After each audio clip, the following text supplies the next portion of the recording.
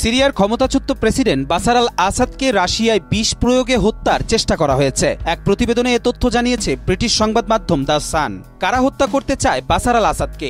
রাশিয়ায় লুকিয়ে থাকা কোনো সিরিয়ান গুপ্তচর নাকি তার পরিবার?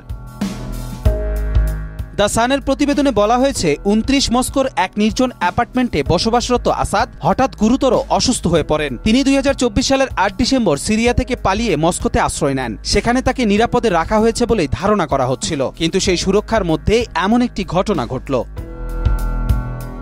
প্রত্যক্ষদর্শীদের বরাত দিয়ে রাশিয়ার সাবেক এক শীর্ষ গুপ্তচর পরিচালিত টেলিগ্রাম অ্যাকাউন্ট জেনারেল এসভিআর জানিয়েছে, আসাদের হঠাৎ ব্যাপক কাশি হতে শুরু করে এবং শ্বাসকষ্টে ভুগতে থাকেন। অবস্থার অবনতি হতে থাকলে দ্রুতই তার অ্যাপার্টমেন্টে চিকিৎসার ব্যবস্থা করা হয়। জেনারেল এসভিআর অ্যাকাউন্টে আরও বলা হয়, এটি নিছক একটি স্বাস্থ্যগত বিপর্যয় নয়, পরিস্থিতি পর্যবেক্ষণে হত্যার পরিকল্পনার সম্ভাবনাও উড়িয়ে দেওয়া যাচ্ছে না। আসাদের শরীরে বিষক্রিয়ার বিষয়টি মেডিকেল পরীক্ষায় নিশ্চিত হয়েছে বলে দাবি করেছেন জেনারেল এসভিআর। তবে এই দাবির পেছনে সরাসরি কোনো উৎস বা সূত্র উল্লেখ করা হয়নি। এই বিষয়টি পুরো ঘটনাকে আরও ঘোলাটে করে তুলেছে।